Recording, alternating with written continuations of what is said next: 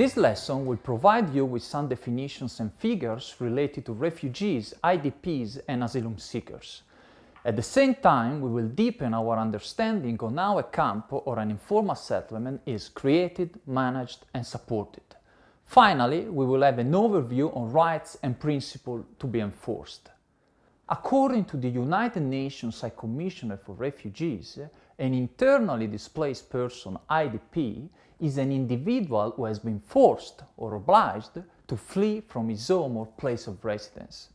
A refugee is an individual outside his country of origin or residence, unable to return there because of serious threats to life, physical integrity, and freedom.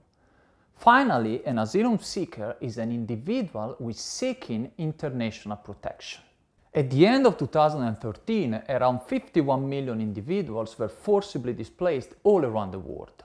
We are talking about the highest level of displacement since comprehensive statistics are available, 1989. Just to give you a couple of comparisons, at the end of 2012, we had 45 million displaced people, whereas at the end of 2011, we had 42 million displaced people. Taking also in consideration the 2014 figures, they basically confirm this increasing trend. In blue, you can see the evolution of the refugees and asylum seekers number in the last 15 years, whereas in green, you can appreciate the progress related to the IDPs number.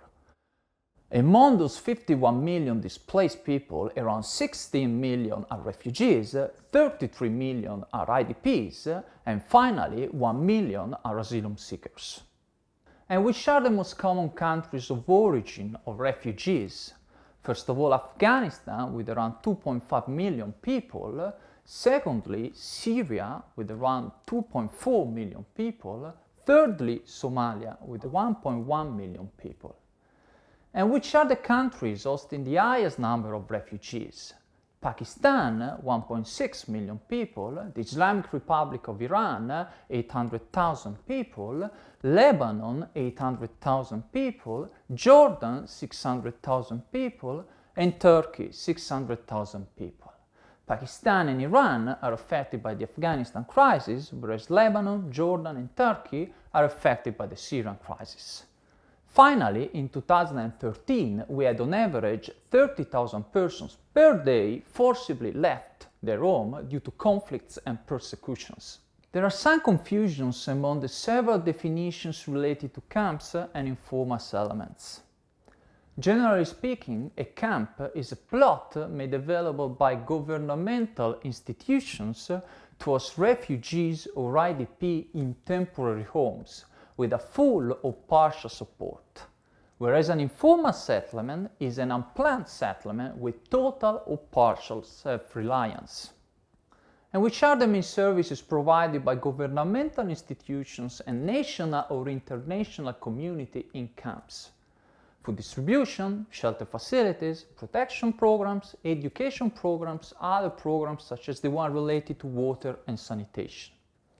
Ultimately, 2/3 of displaced people live outside the camp, and it seems to represent not only the current but also the future trend. And what about informal settlements? In an informal settlement environment, humanitarian assistance is more complex than in a camp, with new stakeholders, for example owners, and some actors playing different roles, for example governmental institutions such as local authorities. International institutions, mainly UNHCR, WFP, UNICEF, UN Women, and international and national NGOs are in charge for carrying out activities, but they need a stronger coordination usually ensured by the Office for the Coordination of Humanitarian Affairs or the UNHCR. Fundraising, both from public and private entities, is more challenging, due to the fact that informal settlements, especially those ones in urban areas, are not perceived as a humanitarian emergency.